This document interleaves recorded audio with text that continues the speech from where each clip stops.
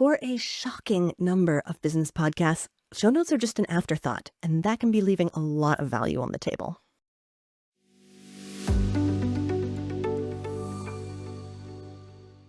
So there are a lot of different options you have for the show notes for your podcast.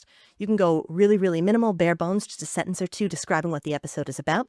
You can do one of the more common ways, which is to have some descriptive paragraphs about the content and bullets of the key points and then resources and information about the guests, things like that. Or you can go full blog style and write an entire post for each episode that you have. Some people also like to do transcripts or edited transcripts of each episode and use those as their show notes. There isn't a wrong answer exactly. There's just better or worse notes to choose for the different goals that you have. One thing to keep in mind as you're making this decision is that the more text you have, the more discoverability options you have.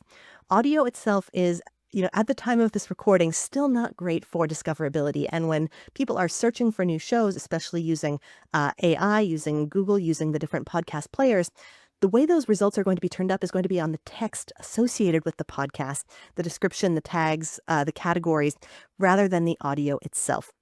So it's important to make sure that if you are going to, have a strategy of wanting to be found and have more people discovering your work or doing an SEO play, more text, human edited ideally, is going to really help you achieve that goal. Of course, you're going to have to balance the value of extra search or more SEO content for your blog or pre-written social media captions, for example, with the time and expense that it takes to create them. And that's a decision that's going to have to be between you and your team and maybe your producer. What's going to get you the maximum amount of value with a workflow and budget that actually works for you? Now, I always like to lean on the side of having written content that could theoretically stand alone at least a little bit, because if I've got really important information to share or something that I want people to know, it doesn't really matter to me if someone watches, listens to, or reads it. By making all three available, not only is my show more accessible, but it's going to be more consumable for the different people who might be interested. Want even more podcasting advice? You can get a free copy of my book, Podcasting for Business, How to Create a Show That Makes a Bottom Line Difference for Your Company at podcastingforbusiness.com. That's podcastingforbusiness.com, and it's completely free.